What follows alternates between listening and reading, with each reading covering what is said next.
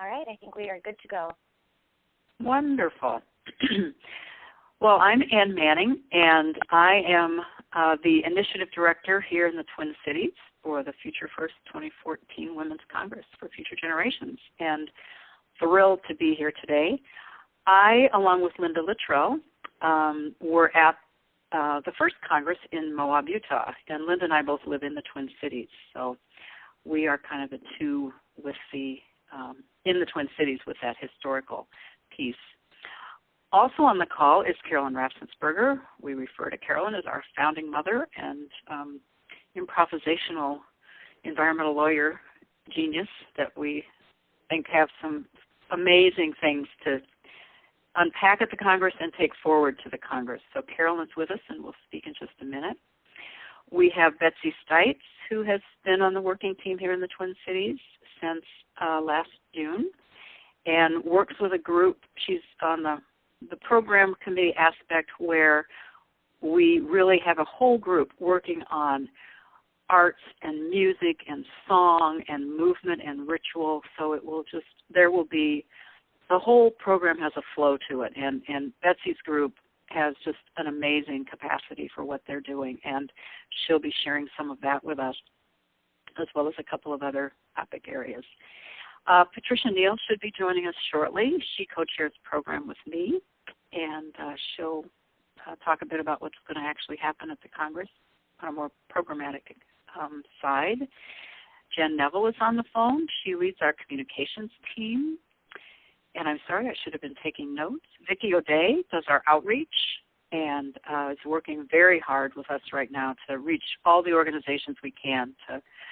We feel like we're drinking from a fire hose. There are so many groups, but one of our core goals is to deepen the alliances and coalitions that are already out there, people who are doing this work on the ground. And we've been just so pleased to talk to our allies here and hear how much they are hungry for a place to come together where they're not trying to stop a pipeline or amend a bill, that they can just be together in a space where they can be fed and nurtured and connect with people and think about what is the work going forward. So we're excited about that.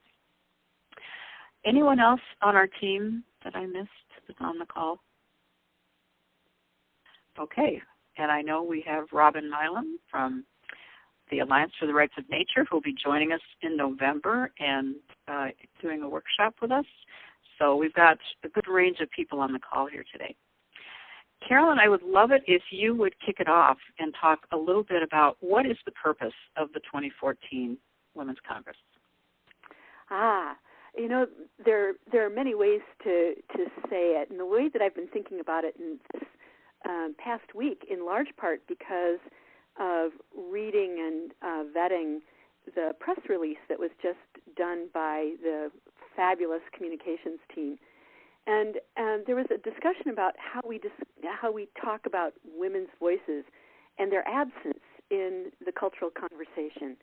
And I think that we all know the statistics on missing women's voices, whether it's in science or academia or the media. So I think about the Women's Congress as creating a space in the cultural conversation for women's voices. Well, then the question is, do women have anything unique to say? Is there anything special about what women might bring to that conversation? And I think the premise is that we do, that women are recognizing a special responsibility for future generations as the gender that is bringing forth life into the world, knowing that the world is in deep trouble, in dire shape, for us to take responsibility for the future, that we know that the future is in our hands.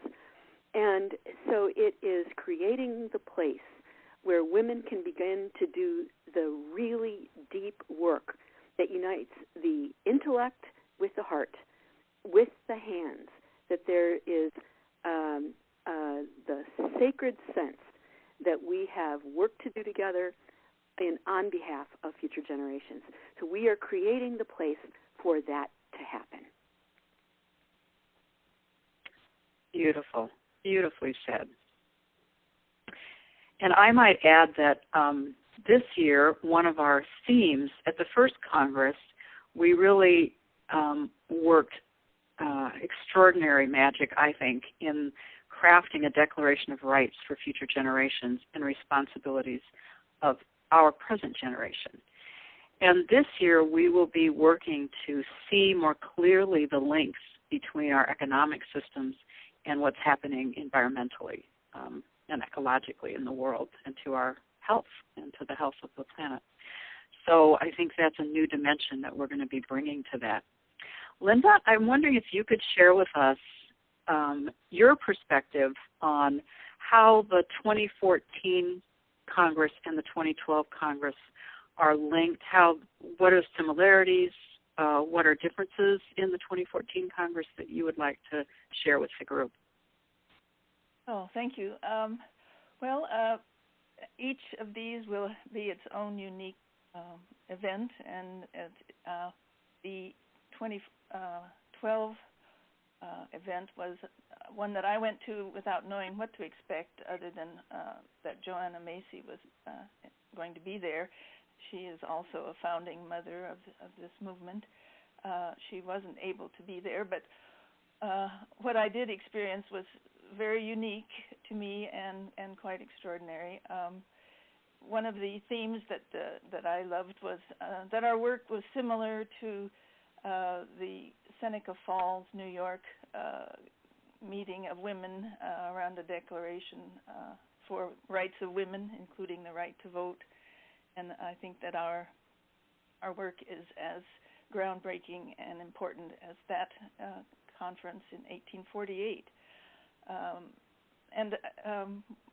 I think that we strove to kind of rehabilitate the place that feminism has moved into. It's not about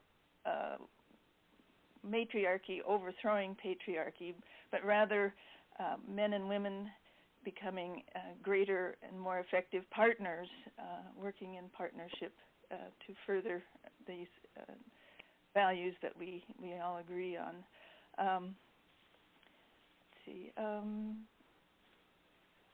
We know that is still a work in progress. And the Congress, both of them are ways for women's voices to be heard in new and powerful ways. Carolyn mentioned it's a rigorous intellectual process and discussion and innovation, but also women's ways of being includes joyful expression of music and enjoying ritual and love of beauty and storytelling, and so we look forward to all of those things happening. And some of us are comfortable with saying that this is sacred work, and I'm comfortable with that, but I'm also comfortable with the idea that our work is essential in our human evolutionary journey. So, thank you. Beautiful. Thank you. And I want to lift up that word partnership because Rion Eisler is one of our keynote speakers, and many of you may know she wrote a book a number of years ago on the Partnership Way, has a whole organization, beautiful website on how do we really bring forth. She said we have to move beyond capitalism and socialism and all of the isms and move along the continuum to partnership. And she and Teddy Potter, Teddy is a PhD nurse at the U, and she and Rion have just published a book on what partnership would look like in the healthcare system. And Teddy will be here and doing a workshop, and we've had the pleasure of getting to know her and having her do some work with us as a team that was just magnificent. So I would really highlight that word that you lifted up, Linda, that a lot of this is about understanding how to move into the new story, and part of the new story is learning how to be partners, and it's not matriarchy or patriarchy, it is partnering. So we have Betsy. Would you like to talk about why you think people should attend and whether it's just for women or not? Yes. and I'll be glad to. Why should people attend? Well, I had to ask that about myself when we started out, and I'm a grandmother. I have 8 grandchildren, and I am so passionate about leaving them with a world that is sustainable and that continues to have the beauty and the wonderful nature and plants and animals and all of that around us. And I just see the degradation that is going on, and in many instances have felt kind of wondering what I can do as one individual, one person. And then I discovered through Ann Manning this wonderful opportunity to gather the women and bring forth the energy that we have as women to really make a difference. And I got so excited.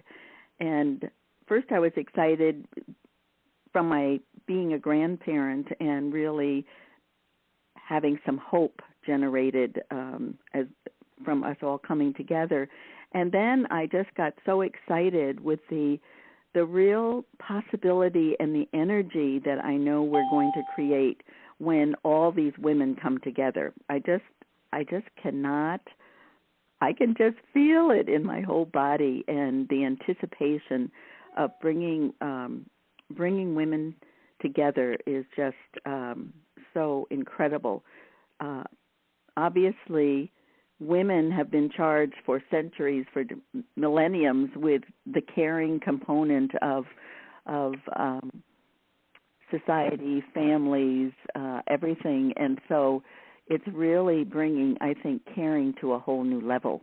So I'm so excited about it, and I think it's an opportunity for us all to come together and not just be educated and get awareness, but our goal is really to be able to have people leaving with some tools and some real actions they can take either individually or in partnership in communities.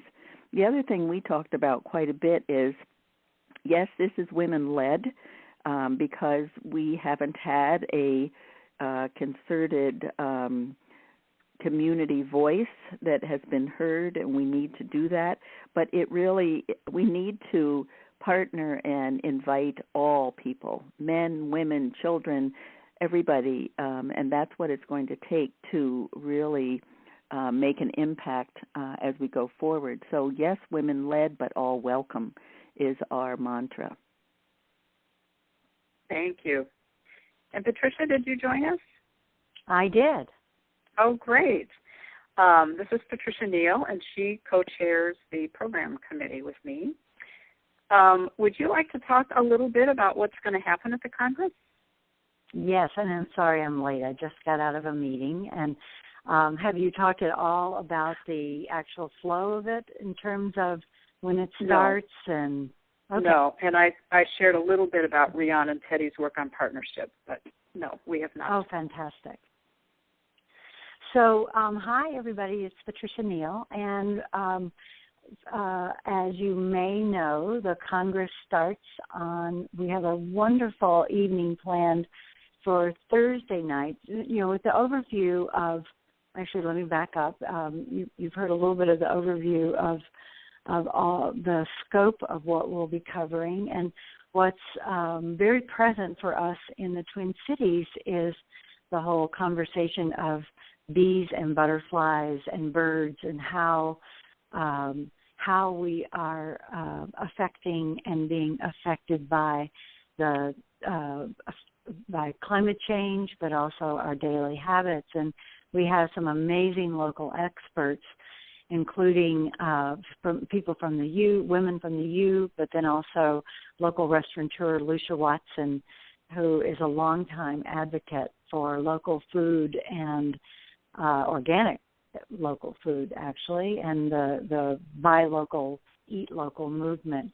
So on Thursday night, we will begin with an opening reception with Lucia and others to explore the whole topic of bees, butterflies, and birds, and be a great way to kick off our time together. And then on Friday morning, we have 2 pre-conference sessions. And Anne, would you like to speak about those? Because those have really been your genius. Mm-hmm. Yeah. Friday morning, we are partnering with our one of our closest allies, the Center for Energy and Earth Democracy, which is located here in the Twin Cities, and they are an environmental justice group, and they're very heavy into research and community building and understanding how minority communities, low-income communities are far more affected by both the climate and the chemicalization of our world. So we are partnering with them to bring in a woman, Sonia Davila Povlit from Bolivia, who is a fabulous woman. I've been able to talk with her several times by Skype. She is an expert in water and works with the indigenous women of Bolivia to really, very much like Carolyn talked, to really claim our special responsibility and place in protecting the planet. So that will be a workshop that will be particularly, I think, enlivening for activists, people who are already on the ground. One thing I'm really understanding is how limited my view, and I think many of our views are. Robin Milan, perhaps you could speak to this, about those of us who live in North America are more sheltered than we know about what's really the sophisticated analysis and thinking happening in many other countries. Bolivia has information in their declarations in their constitution. They talk about the paradigm of living well. What would it mean to live well on the planet? So we are extremely excited about her being here. And Mary Pfeiffer will be here and moderating that panel. And then Mary will speak on her own Friday night. But Mary is very gifted, I think, at pulling the panel together. And then Cecilia and Shalini from SEED and others it'll be an exciting morning. The other one, which we also think is going to be terrific, is called The State of the Planet.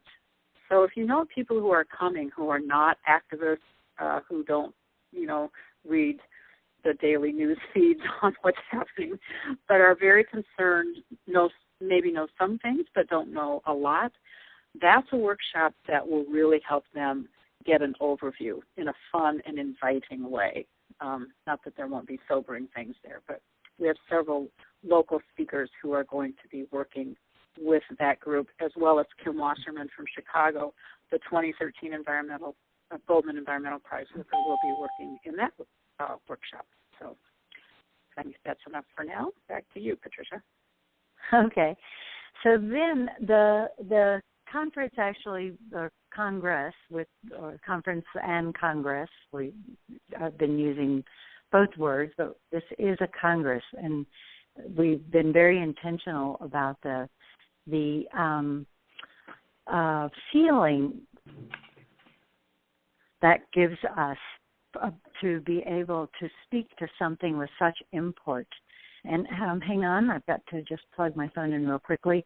We have 2 tracks for the conference, and on Saturday it'll be knowledge building, and on Sunday, application. So it's really important, and it's actually not just knowledge building. It's knowledge and capacity building. And am I still there? Can you hear me? Yep. Okay, good.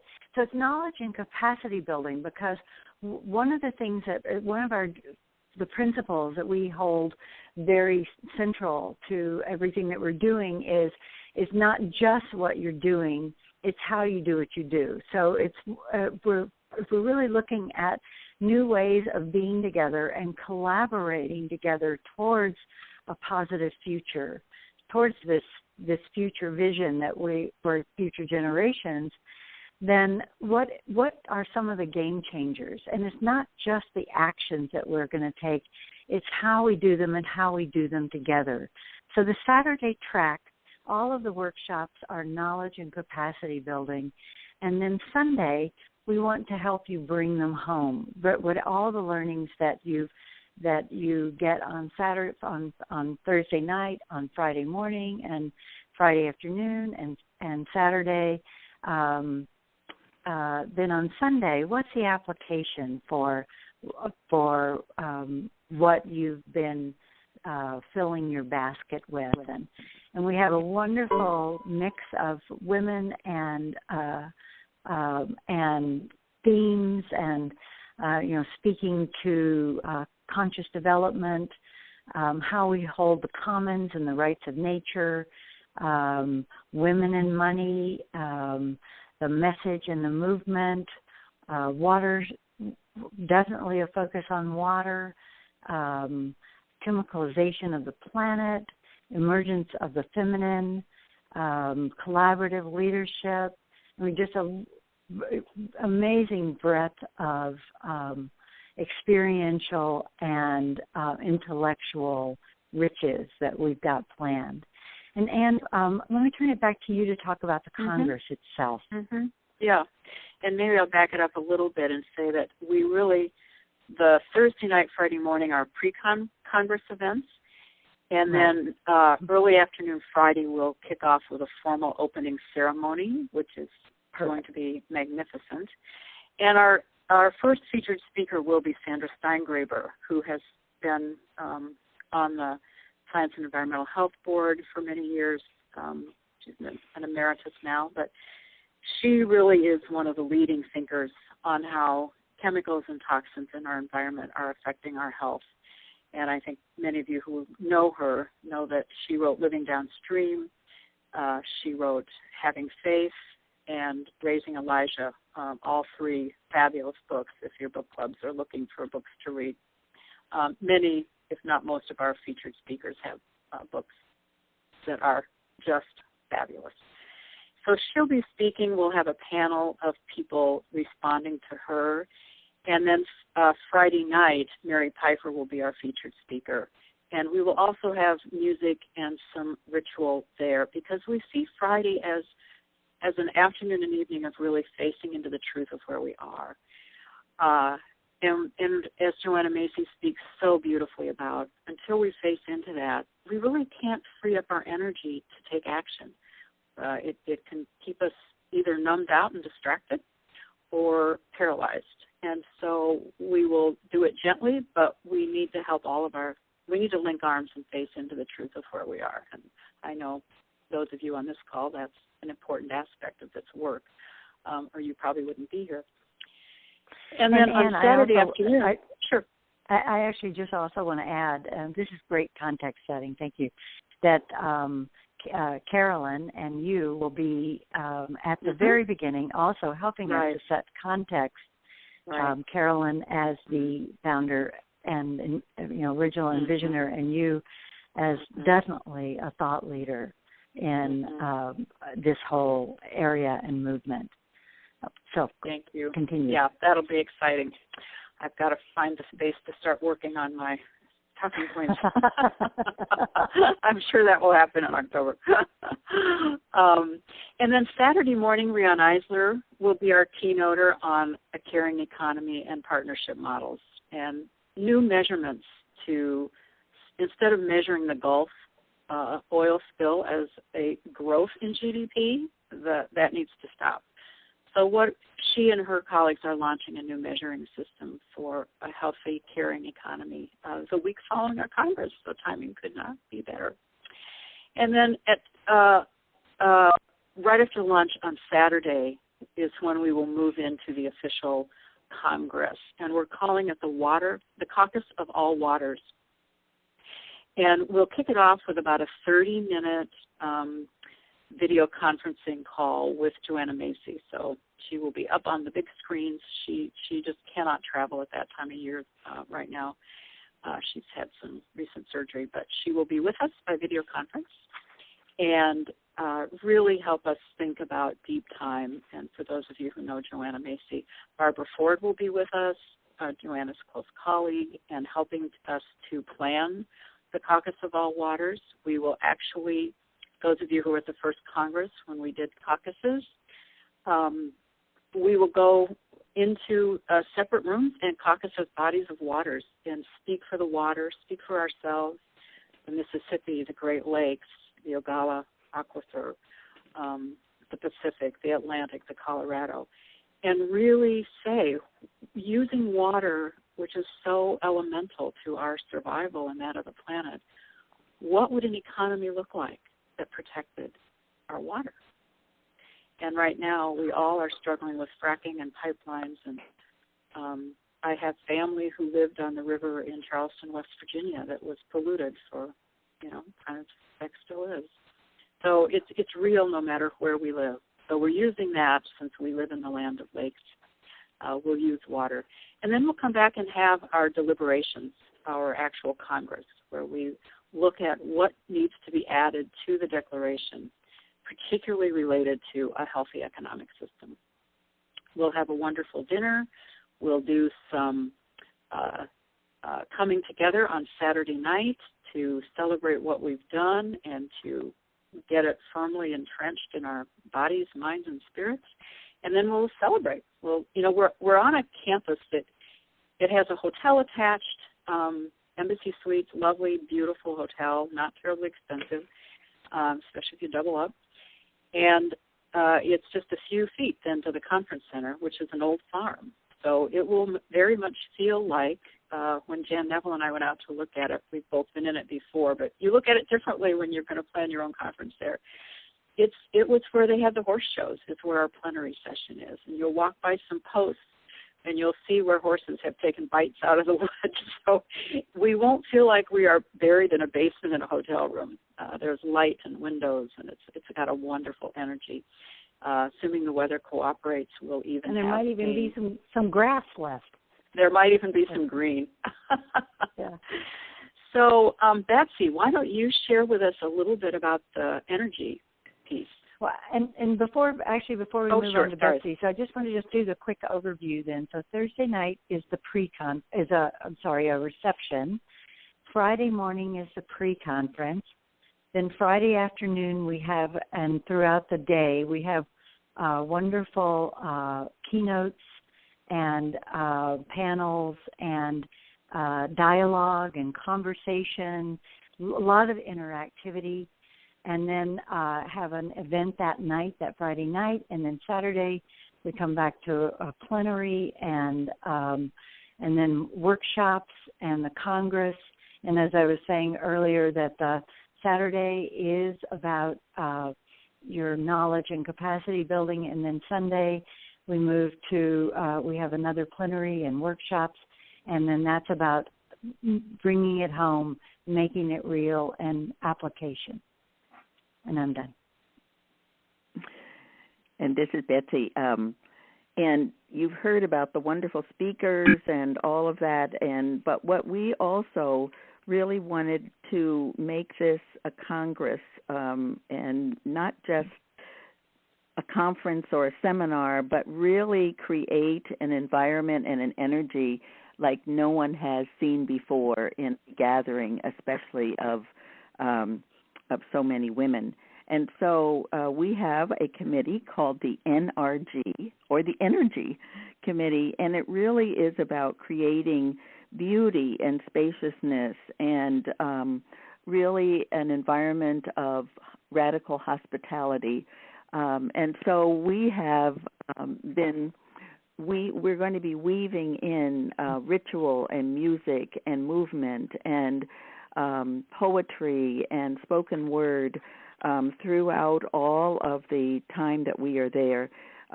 We're working to create the most beautiful space. When you walk in, you're going to feel like you are being enveloped in just an environment of warmth and beauty and caring, both from the visual, from some of the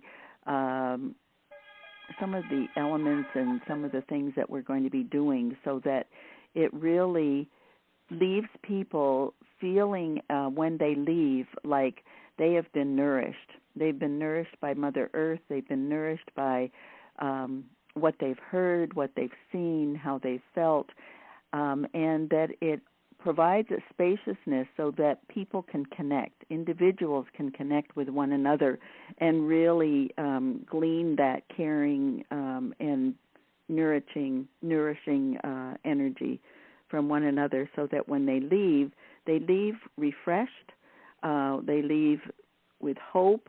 Some might leave with really getting in touch with their feelings about what's going on, and we'll have a meditation space and a quiet space so that we hope to really be able to meet people at all levels while they're there. And we're very excited and very we're really looking forward to people experiencing something they've never experienced before. Thank you. It is. I think you guys have done a fabulous job. I'm excited. So one last question before we open it up to all of you. Linda, do you want to, I'll say a word, and then I think if you've got anything to add, feel free about anything we've said. But we get asked now and then, is it politically aligned? Are we political? Oh, and Caitlin, I want you to speak about the actions going forward. I had that on the earlier agenda, and we skipped over it. So I'll turn it over to Caitlin, and then Linda will give you the last word. But people have asked, are we politically aligned? And I always quote the senior minister from my church when we were taking some political action. And his response was, always political, never partisan. So we are absolutely not partisan. We welcome anyone who supports standing up and protecting the planet for future generations. We have some policy, I think some brilliance in policy. And so we are moving that forward, but we are absolutely not partisan. And sometimes those two get confused in our minds, so wanted to clarify that. So Caitlin, if you'll speak a little bit about actions going forward, and then Linda, you can have the last word, and we'll open it up for questions and comments. We don't just need questions, we love comments. Thank you so much, Ann, and thank you everyone else who's spoken so far. To just go over really briefly some of the plans for after the event, to echo the sentiment that has been said so far, this event is both a moment to gather and to share, but also as a launching point for the real work that needs to continue to be done after we have all gathered and shared. So as the women who have spoken already have really done a good job of highlighting, this is a call to women, but it's a call to women who are not necessarily activists already, who might be in various stages of addressing these issues in their own community, becoming more familiar with the concepts and the ways in which they can confront the issues that they have concern about. So we wanted the direct actions coming out of the event to offer the same gamut of opportunities for those who wish to participate. We have three main actions that will be coming out of the event, and they've been touched on a little bit throughout the discussion, and so I'm just going to go over them again really briefly. The first that was mentioned was this caucus of waters, and as it was described, we are going to be coming together during the event to really sit with the idea of being a representative of the waters that we rely so heavily upon. And through this practice, we will identify ways of representing the rights of those spaces to a healthy environment, just as we have the right to a healthy environment. The action coming out of the event from this kind of gathering, from this caucus, will be largely crafted during the event. Concepts of guardianship, of ways of giving consent, of withdrawing consent, of participating in action, all of those things will be discussed around these ideas of protecting one's waterways, so that we can begin to imagine how different working groups, different allied groups could come together, could be galvanized at a moment's notice to protect the waters that they hold dear. I begin with this action because this is a great example of one of the actions that's going to be really organic and really comes from the ways in which people are feeling called to address these issues in their own communities at the event.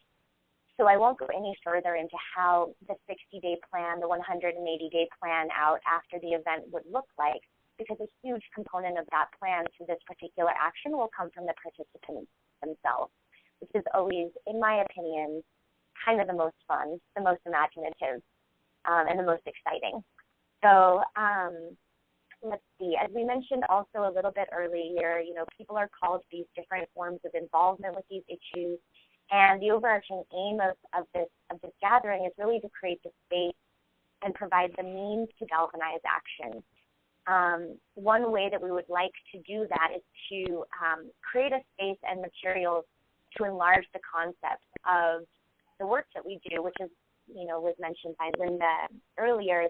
These are very important concepts, and they also require a lot of scratching of heads and mulling over and conversing about, because they are challenging ideas, and they do ask us to really turn on our heads every system that we have been operating in up until this point. So with that aim, we are also creating what is, for the moment, we're calling Kitchen Table Toolkits. And the purpose of these actions are to create the materials to support learning and awareness, and also ways of turning that awareness into actionable ideas.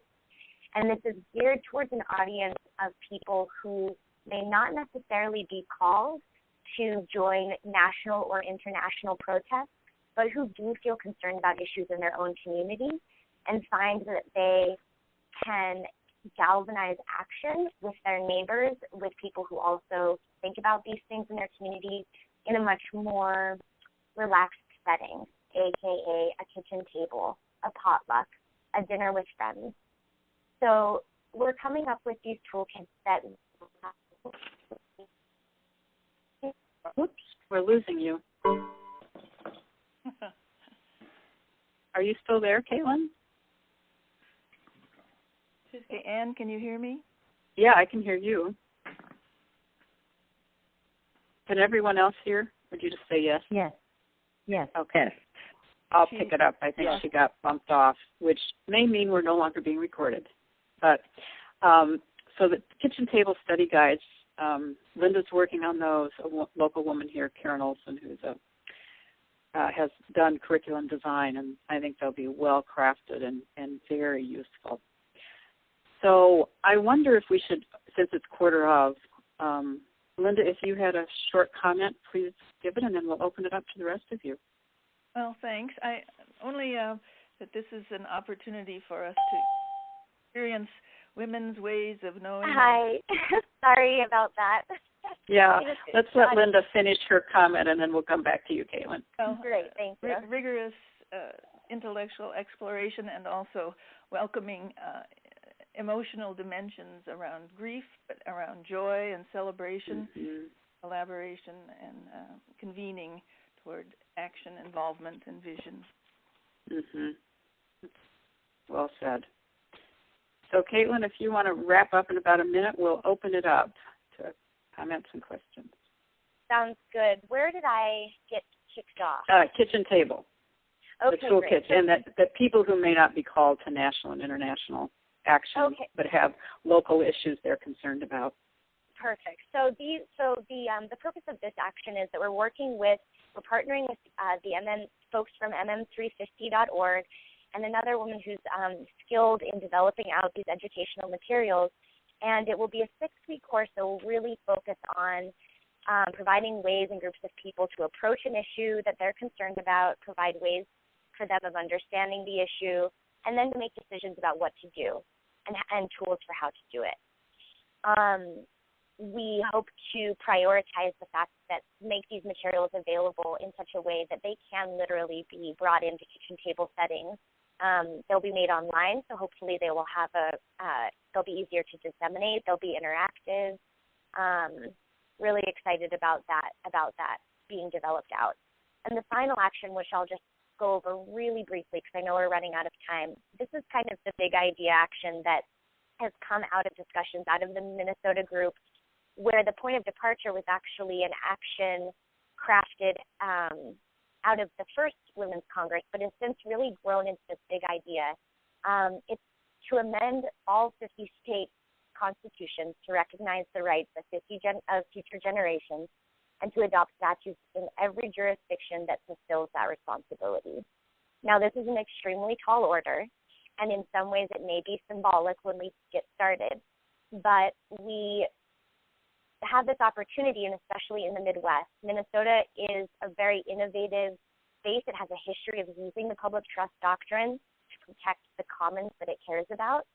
So we have an opportunity here to begin to galvanize support and create an initiative that recognizes these rights that we've been talking about, but uses uses legal frameworks to suggest an overarching change to federal policy and to the institutions that make up the decision makers, the way that we go about operationalizing these rights.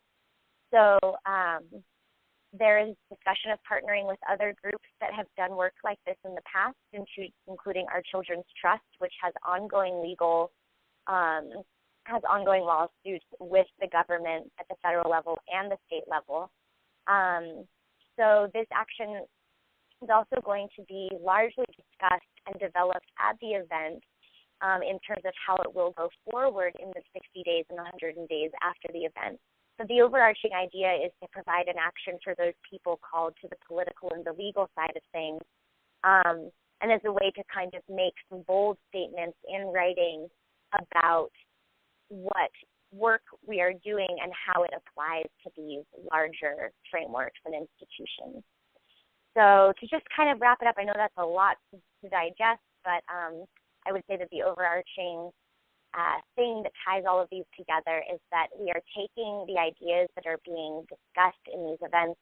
We're finding ways of turning them into actionable ideas at every level, from the individual to the home, the community, to government.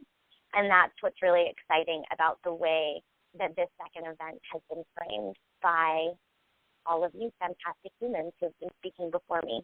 So with that, I'll pass it back over to you, Em, and open it up for dialogue. Thank you. That was great. Yes, you may unmute your phones, and we'd love to hear from you. And feel free to just speak. You don't need to. We don't have a technical raise your hand kind of thing, so just feel free to speak up. Well, this is Robin, and I just want to say thank you. It sounds absolutely fabulous, and I can now hear the very clear bridges to the Moab conference, and which sounds really, really good. And good. Yeah. And just so the whole concept of living well, that is, I will also, when I speak of rights of nature, be speaking of that, because it's a very deep and broad South American concept that is very pervasive and very, very important. Yes, and that's one of the reasons I'm so glad you'll be with us, because you have spent time there and worked with that, and I think can help translate how might that really look in our country. Because one of the things that I see about this movement is people say, is it international in scope? And it's like, well, we absolutely recognize and honor that we are part of a global community. But we feel our work is really geared to helping our own country make a movement, that we are out there at times very unconscious in our practices. And so our particular focus is to certainly link arms with people in other countries, but to try to do our own inner work in this country to bring up forth our own living well concept. So we're thrilled you're coming, Robin. I will also send you contact and information on a book, Maud Barlow of Council of Canadians. Oh, sure. I don't know if you're in contact with it, but you know, their work is very specific, water-oriented, and right. And her book would be a good reading list. Yes, good. Do send us that. I know of Maud, but I've never met her. But yeah, she's great. Thank you. I have a comment. It's Linda. Just, I think that we need to bring up the fact that we continue to grapple with the idea of environmental justice and communities of color, and how we can address that. It is a work in progress, and we would welcome participation of various communities to guide us, lead us in that direction. Yes, that is. It is an ongoing conversation in our group, and we are not anywhere near there yet, but we are working and open and wanting to make progress there. This is Jan. I have a question for Carolyn. Carolyn, are you still on the line? No, she had to leave. She has an appointment at 1, so I know she's not there. Oh, rats. Okay. Sorry.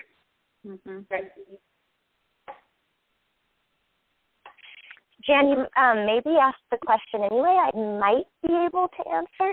This is Caitlin. I might. Question is, I wanted to hear her talk again about the name Women's Congress and where that was derived from. And, when I see how I've learned about the original Women's Congress for Future Generations and see how it's really grown and sort of shifted, this one has since then, and how kind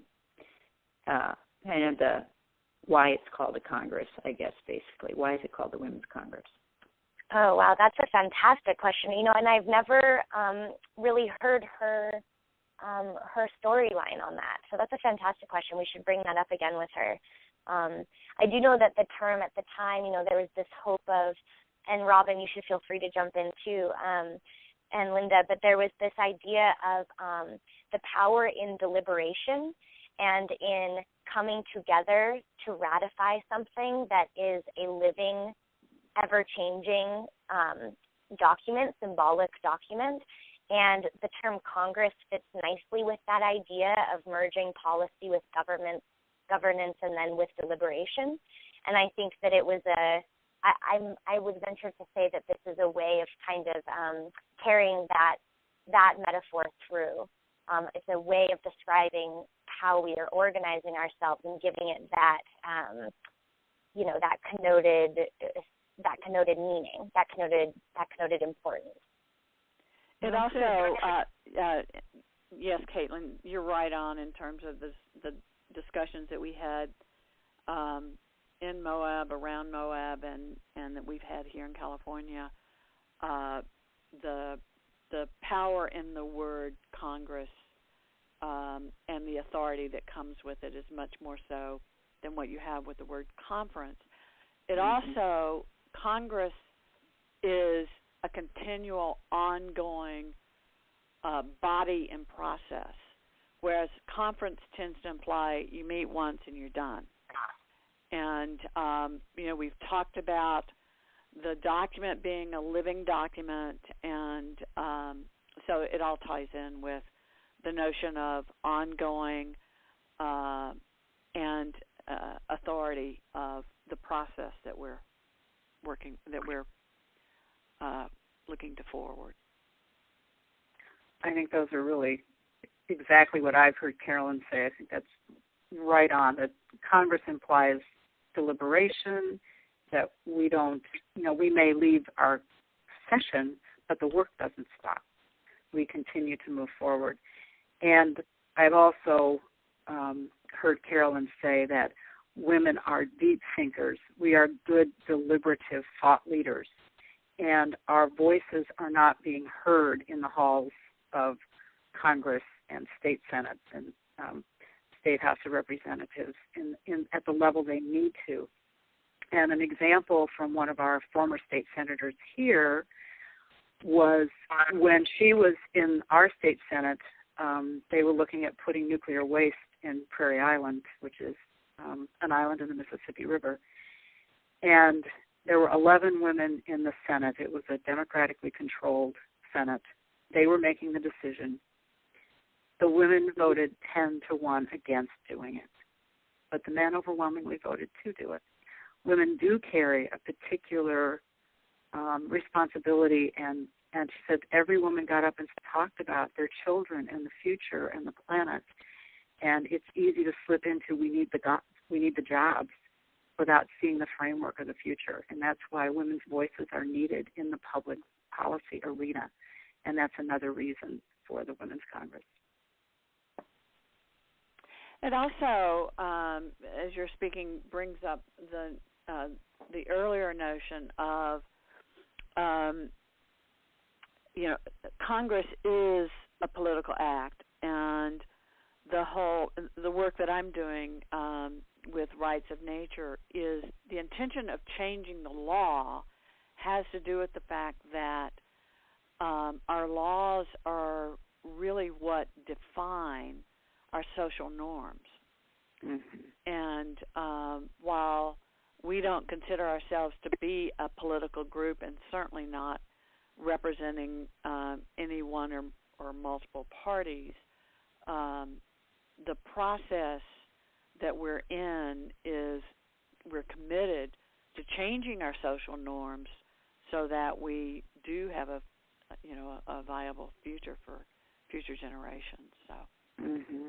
yeah, there's a lot of subliminal concepts behind it too. Mm-hmm. It is so shocking, or it was so shocking, to learn that nature is simply not in the legal structure. Mm-hmm. Law is a decision that's made. It's about the human beings that are moving through nature, and that has got to change. Mhm. Mhm. Yeah. Yeah. That's great. Thank you. Our legal systems treat nature as property to be bought, sold, and consumed, period. So, yeah. Right. Yeah. So, any last questions? We've got 2 minutes left, or comments.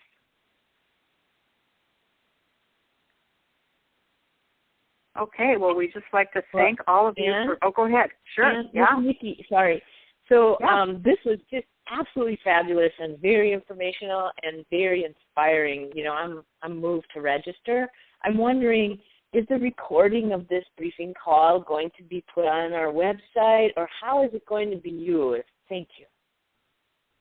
Yes, this goes in the website. Under Key Concepts, we have a section where we put our monthly briefing calls, the recordings. And normally we have a fact sheet, but people can go to the 2014, go to the events page of the 2014 website and get a lot of the facts that we talked about here today. But thank you for asking that. Those of you who are on the call can spread the word to people that we will get this posted. I don't know, Caitlin, if we recorded the last part of it, if you got bumped off, but the majority of it should be there. Yes, it's all still been recorded. Yep, it's all there, so it'll be up on. Yeah. And so hopefully Caitlin can get that out to us before she leaves for the Climate March. And we're excited about how many of our people will be at the Climate March. So thank you, everyone, for joining, and we will see everybody in November. Wait, can I ask a quick question? When should we see some press releases? We have a press release going out this week, today, in fact. Okay, great. Do you want me to? I can circulate that too. I just want to be sure that I get it because I want to start sending it to definitely wonderful far and wide. Is that you, Robin? Please. Yes. Okay. Yes, please. Thank you all. Goodbye. Thank you. Great call. Bye, everybody. Mm-hmm. Have a great day. Great day. You too. Thanks. Bye-bye. Thank you.